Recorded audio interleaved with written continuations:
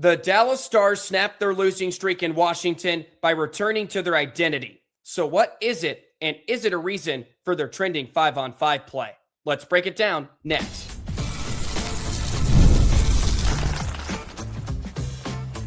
You're Locked On Stars, your daily podcast on the Dallas Stars, part of the Locked On Podcast Network, your team every day. Howdy, Stars fans. I'm Joey Erickson, former producer of 105 Through the Fan. Please be sure to subscribe. We are free and available wherever you get your podcasts and on YouTube. And as always, thank you so much for making us a part of your day and making us your first listen. Welcome to a Friday edition of Locked On Stars, part of the Locked On Podcast Network, now the #1 sports podcast network. Today's episode is brought to you by Game Time. Download the Game Time app, create an account, use the code LOCKEDONNHL for $20 off your first purchase. So what is the Dallas Stars identity? We'll hear from head coach Glenn Gulutzan in just a bit about what he believes the Stars' identity is and why the 5-on-5 play is actually trending in the right direction despite the latest brutal stretch for the Stars as well. We'll also discuss Sam Steele, who may be on his way to a career year and why I believe he's had some unwarranted criticism this season. And before we let you go, the Stars prepare for the San Jose Sharks over the weekend. So we have to discuss that and preview that matchup before we kick you off into a wonderful weekend filled with hockey, hopefully. As always, thank you guys so much for the love and support on each and every episode. Hit that notification bell.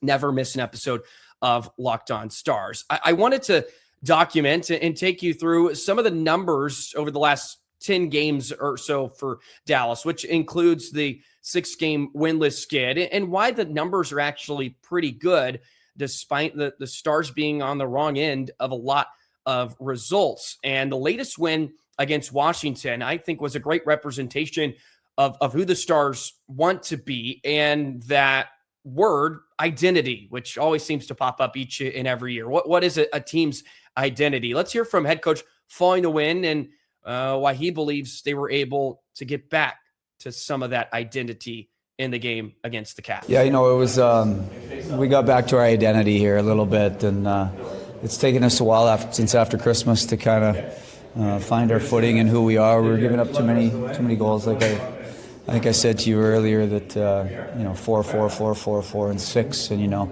it's hard to win. This is a race to 3, really, and, one tonight is, at the end was good. I thought we were solid.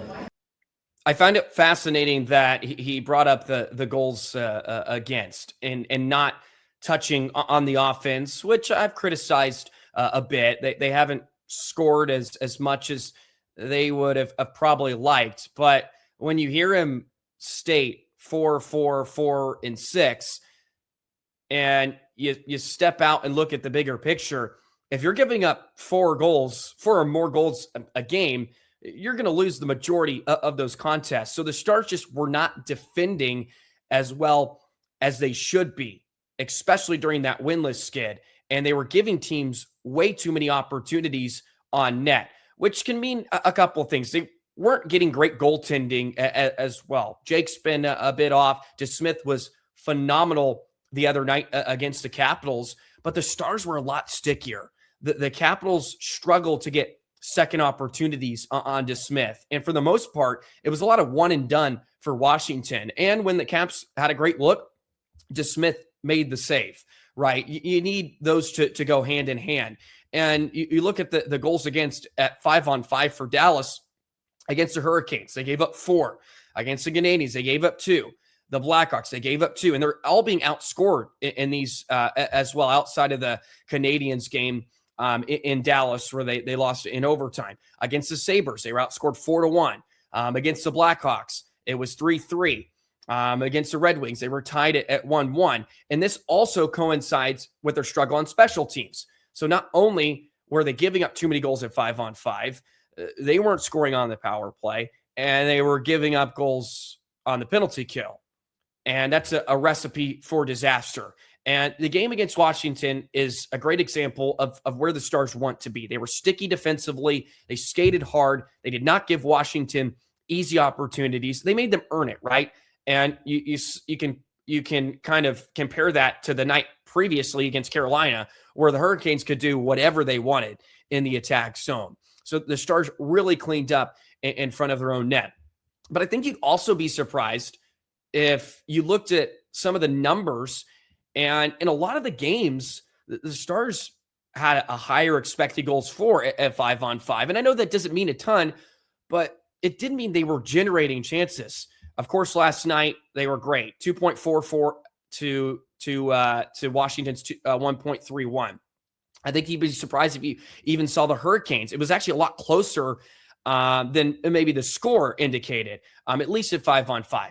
The expected goals for 2 for Dallas, only 2.76 for Carolina. Of course, they had a large chunk of their offense on the power play. In the loss to the Canadiens at home, expected goals for 2.53 for Dallas. It was 1.18 for Montreal. You can see the same thing in the Blackhawks. Very similar there. The Stars actually had a higher expected goals for a handful of these games during that winless skid. And part of it was they just weren't burying some of their looks, and their special teams went through a lull. So it gives you a nice idea, or just gives you a different perspective about where the Stars were struggling in their game. And it wasn't the 5-on-5 game. And a lot of the numbers, if you look at the expected goals for, are better than a majority of the averages the Stars had in the first 30 games or so. So they are trending in the right direction. You can look at the last 10 games. The expected goals percentage for Dallas, they ranked 15th in the NHL, just above 50%. Well, they're sitting at 18th throughout the entire season. You can look at their expected goals for. They're sitting 13th. I believe they're 19th if you look at the overall numbers this season. So the last 10 games, despite some of the results, they are going in the right direction. And when they get performances like they did last night, where they were defending extremely well and sticky, they're going to win a ton of games because their offense is good. They are generating enough offense. And they outshot Washington handedly, which helped. I would like to see that a bit more. We know the shots are down this season. Shots are just down really across the league. But the Stars, I think, are 31st in shots at 5-on-5. They hold on to pucks, which is fine because for the most part, they do make the most out of their opportunities. And it wasn't the offense that was hurting them, right? It was defending and not getting good enough goaltending. And when those two things aren't coinciding with one another, or they're against odds, it's really tough. And I think we saw that for a large chunk of the skid. Here's another clip from Glenn about the depth scoring, helping out. Sam Steele gets a big time goal. Fox is shorthanded, but he kind of mentions what is really the most effective part of the depth for Dallas, which I really loved, and he pointed out here. Yeah, no question.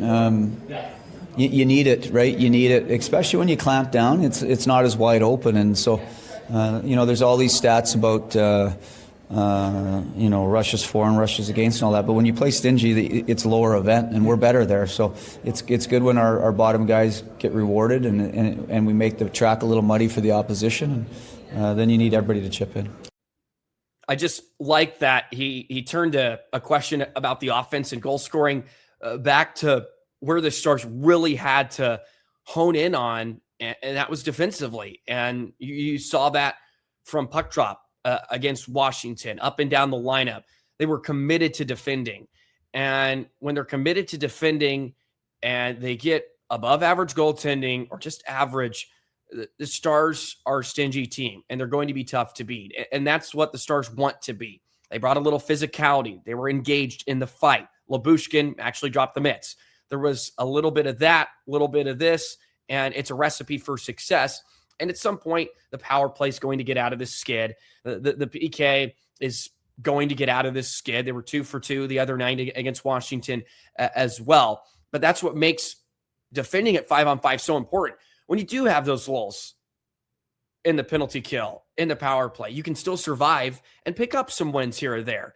And if they did that for the last couple of weeks, if they defended like they did against Washington, maybe they would end up on the right end of a couple of the results during that winless skid. Also, it's just tough. You're not going to beat every team, of course.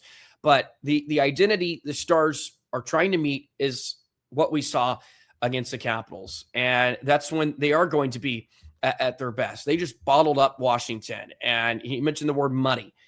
they muddied it up for the Caps, and they got nothing easy last night. And the Stars are a good team when they're able to do that. But the numbers are good, and that's a positive, optimistic sign. The 5-on-5 games coming along, I think we all had a lot of concerns, maybe not a ton, but some criticism of the Stars' ability to do damage at 5-on-5. They've had to heavily rely on their power play. I think it also says a lot. The Stars did get some points out of that winless skid. They were able to get some points in games they probably shouldn't because they were actually producing at even strength. And that's good to see. They get the 4-on-4 goal from Sam Steele the other night. And Sam Steele, somebody I wanted to highlight a bit. And I think expectations have changed for him, which I think is fair to some fans, but I find a lot of criticism of him on the Twitterverse, which you can find criticism of anybody and anyone, I guess, if you're scrolling Twitter. But I wanted to share some thoughts on Sam Steele. Why he's having a great season, and maybe he can take advantage of his great play the other night and stay on that top line moving forward. We'll do that in just a moment. Today's episode of Locked On Stars is brought to you by Game Time. There's nothing like being near the ice during hockey season. The speed, the hits, the atmosphere, it's unmatched. Watching at home is great, but being in the building is a completely different experience. The only thing that used to get in the way was just actually getting tickets. Long queues, endless screens, and prices changing at checkout. That's why the Game Time app gives the advantage back to fans. It's the hack for unlocking amazing NHL tickets and experiences in just a few taps. You pull up the Game Time app, check out the upcoming NHL games. You'll be surprised how fast and easy it is to find great seats. The app is incredibly easy to use. You can browse, compare, buy tickets in just minutes. And one of the favorite features of fans is the zone deals. They're clutch. You choose the section, Game Time picks the seats, and you save even more. Seeing NHL tickets available for as low as $25 makes it so easy to get to the game. And that's why they don't have any of those hidden fees. You get the fees right up front, and Game Time has a Game Time guarantee. So take the guesswork out of buying NHL tickets with Game Time. Download Game Time app, create an account. Use the code LOCKEDONNHL. That's LOCKED, own NHL for $20 off your first purchase. Terms apply. Again, create an account, redeem code LOCKED, own NHL for $20 off. Download the Game Time app today. Sam Steele is another player I think I just have a massive soft spot for. And I think I've seen more criticism of 18 this year than years past for a couple of reasons. And some of it may be justified. But at the same time, I think he needs more love and more credit for what he's been able to do this season. And again, it's not like he's lighting it up offensively. He's probably been a bit unlucky on some of his opportunities. He probably should have more goals up to this point, but I think he's having a solid season. And it was nice for him to get put back up with Rantanen and Johnston the other night. He capitalizes at 4-on-4, as I mentioned, getting to the net. And it comes after a couple of games where Duchesne kind of was moved up and it wasn't quite clicking. So Steele is a guy that I talked about a lot in the offseason, and why I thought, I stated multiple times, I think he's going to have a really good season, sliding in next to Duchesne and Sagan, which really never materialized because of injuries rather quickly. But I think some of the criticism comes from he's playing on the top line, and some people feel he doesn't deserve those top 6 minutes, which I think is fair to some degree. But at the same time, the Stars don't have a ton of options. And I think he's filled the void rather well. It's not like he's having an awful year offensively. He struggled to score, don't get me wrong, but he's well on his way to breaking a career high in goals, which is 10. He's got 7 already. He's got 16 points, which is already more than halfway to his career high in 28 points a few years ago in Minnesota. He scored 5 game-winning goals this year, which is by far a career high. He's playing more than he ever has, playing about 16 minutes a game. And I realize that some may believe he shouldn't be getting as many minutes as he should, but I think he's deserved some of that. And if you put him in a bottom six role consistently this season, we'd be talking about what a great year it's been and how he's been producing at a very good rate. If you just dropped his minutes a couple, just dropped it down a couple minutes, we'd be talking about him being an unsung hero. But since he's kind of been thrusted into this role of playing alongside Erickson and Johnston, I think the expectations got super high, which I think is unwarranted because he's never been a guy that's given you 50 points before or 60 points. That's just not his game. He is a solid all-around player that ideally should just probably be on your third line. I think that's where the Stars are going to need to have him if they want to be successful. I think he's a great case for why the Stars need to go out and find a guy that's either center or winger that can chip in offensively and actually give you those 60, 75 points that you're looking for. Of course, different at the deadline, but can give you an uptick in production. I think he's played well this year. He's on pace for 13 goals, 30 points, which isn't crazy, but would be a career high. And I think he's been a player that has stepped up and played consistent. Has he been a bit unlucky? He's got his second highest shooting percentage this year. So, he's capitalizing on his chances. Hopefully the production continues to come. You would think it would have a tick up playing alongside Erickson and company. I just believe because he's playing a bit more and he's playing in that role of, a top line center or a top line winger or whatnot, we feel the need to change his expectations. I think it's a bit unfair to him because that's never what he was going to be. And I think he's playing exactly how he's always played. And that is just a consistent all-around player, can play on the PK, can go on the power play if you need it. But this is where he's kind of a strong suit. And he's playing over 16 minutes a night. And if you look at those numbers, it's not like he's playing top line minutes. If you look at all the forward minutes, you have Johnston, Ranton, and Robo. So that's 3. Then you had Rope Ants, which was 4. You had Sagan, which was 5. And Steele was 6th. So he was playing the 6th most amount of minutes, right? And Duchesne, Duchesne's 35. His minutes are going to come down a bit. So Steele is, your 6th most used forward. And I think that's probably right where he kind of needs to be. Ideally, maybe he's your 7th or 8th, but he gives his Stars strong minutes. He's good in the face-off dot. And he's only 27, which I find a bit odd. I feel like he's been here forever. I could have sworn he was in his early 30s, but he's only 27, and he's having a great season. I just think some of the expectations have changed because he's playing on the top line, and there's some people out there that believe he shouldn't be there. And trust me, I understand that, but the Stars are moving pieces around. I think he's a great case study of why you need to go out and make a move. You need somebody that is a true top 6 producer. Because if push comes to shove, I want Steele on the third line come playoff time, because that's where he is going to be his most effective. But he had a really strong night the other night. I think that was a game where he showed why he's such a valuable player. And why he's been good with Dallas over the last couple of seasons. So I hope we get to see some more of that. And if he does rise to the occasion, he should get to play with Ranton and Johnston some. Bourque, I think, has been excellent with Rope Hansen and Robertson. I wouldn't mess up that line. So you need somebody to kind of go up and help out. I think his Steele works. I would like Duchesne to work, but I think it kind of faltered a bit. So they're trying something out again.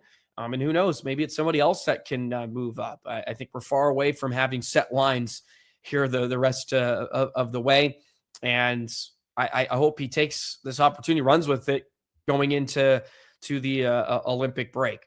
because he does do a lot of those things that I don't think show up on the scoreboard. A very similar case to Maverick Bourque, who we discussed on this podcast recently.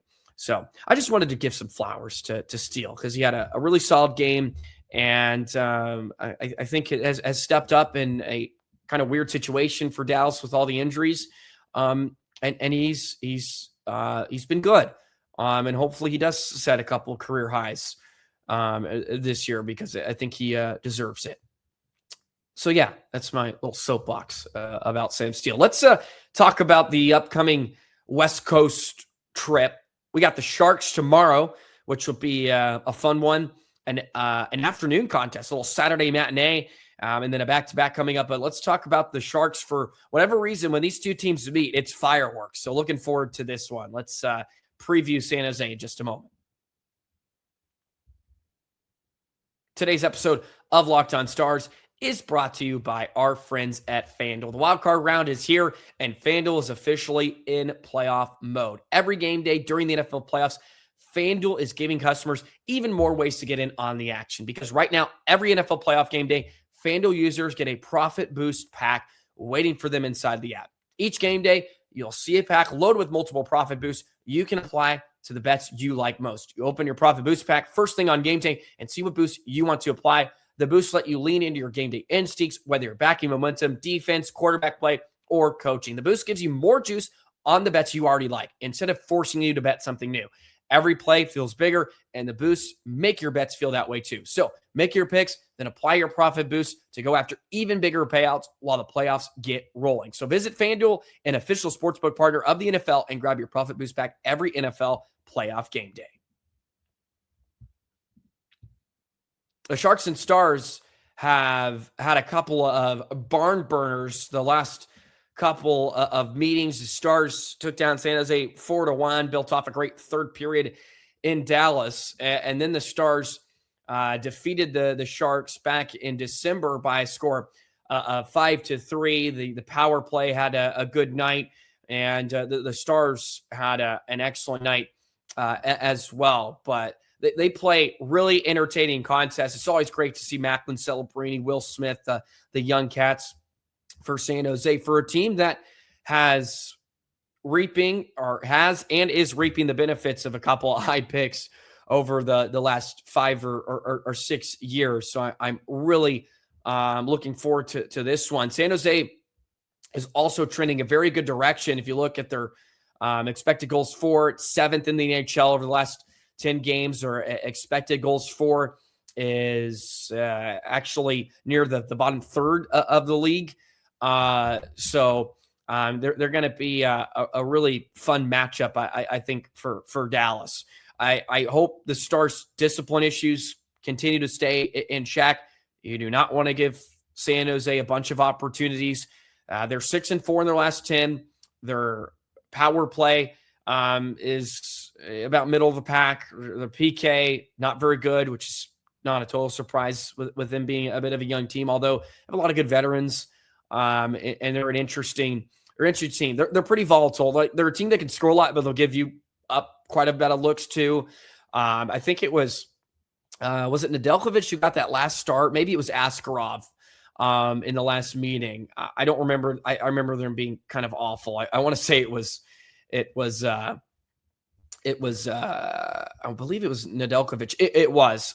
He was awful. He basically passed a goal to Wyatt Johnston, if I remember correctly. Although Askarov has been kind of their guy and has given them a lot of juice. His numbers aren't great, but he's been competitive. He's young. He was the kind of up-and-comer with Nashville a couple of years ago. Eventually, they moved off of him. So he is one that can steal a game, that's for sure. Afternoon games are always intriguing, so I'm kind of fascinated to see. Maybe it's a game that leans towards the Sharks, a bit younger, and afternoon games can be a bit wonky, just depending on what kind of start you get off to. But the Stars have handled the first 2 matchups, the third in final meeting. This would go a long way to sort of, I guess, get you back on track. You win a couple, Then you won 2 out of 3 on the road trip, and then you can finish up the final 3 on a high note. Celebrini's kicking butt, taking names. He's got 10 points in his last 5 games. So of course, one to look out for. They beat LA, they beat Columbus, they beat Minnesota, Anaheim, Vancouver lately. So yeah, they beat some quality competition, but they're going to give you a lot. I think that's just kind of where they are right now. They're a team that can run and gun, but they will still give you a ton of opportunities. And Dallas can hopefully take care of that. At 5-on-5, the Stars expected goals for was 1.91, but the Sharks was only 1.71 in the contest. So it was a pretty low event game, but you kind of factor in the power plays and whatnot. The Stars ended up outchancing them 22-12 actually at 5-on-5 and 26-16 in all situations. So they were much better at getting to high danger areas. They finished the third period with 7 high danger chances, and that's kind of been the theme over the first 2 matchups. The Stars have had really strong final periods. I think it was 1-1 going into that first meeting. Dallas came out, took it to the Sharks, and ended up taking them down 4-1. And they scored 3 third period goals, and they outshot them 11-8 in the third period. You go to the latest meeting where the Stars won 5-3. They were able to close it out. They just needed an empty net goal late, but they had a pretty good third period. They were outshot 11-10, but didn't give the Sharks much. So that's where the Stars kind of found some success.